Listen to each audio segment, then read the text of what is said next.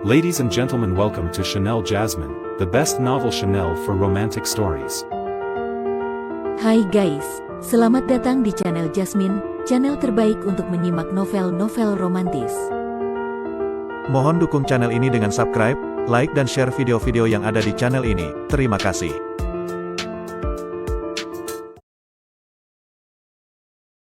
Perintah Kaisar Naga bab 5059. Tuan Chen, bukan aku yang mencarimu, tapi Qing Yun yang mencarimu. Lan Lianhua melirik Mo Qing Yun dan berkata. Mo Qing Yun menatap Dev, matanya penuh keengganan, dan berkata dengan ekspresi agak menyakitkan, Dev, aku ingin kembali. Keluarga sudah mulai mendesakku. Setelah Tianqi kembali, dia meminta pavilion Tianyuan untuk menekan keluarga Mo.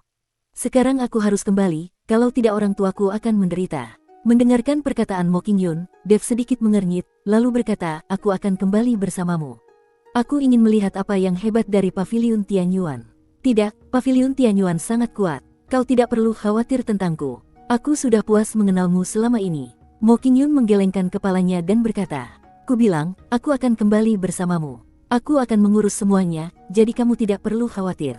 Ucap Dev dengan sangat mendominasi. Mo Qing Yun benar-benar menikmati sikap mendominasi Dev.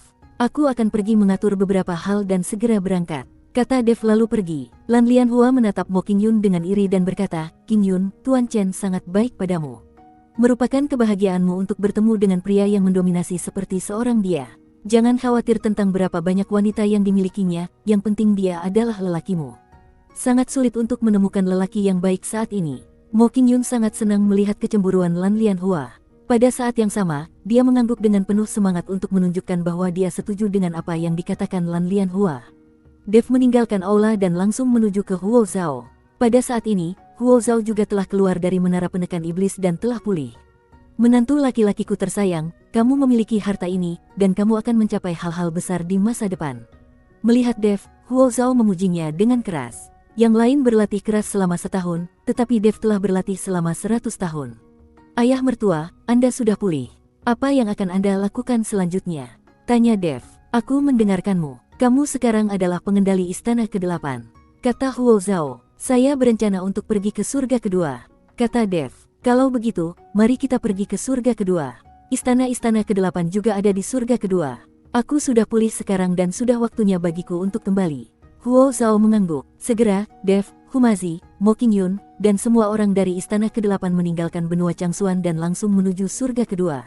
Sebelum pergi, Dev memberi Lan Lianhua sebuah potret dan memintanya untuk menemukannya di surga pertama.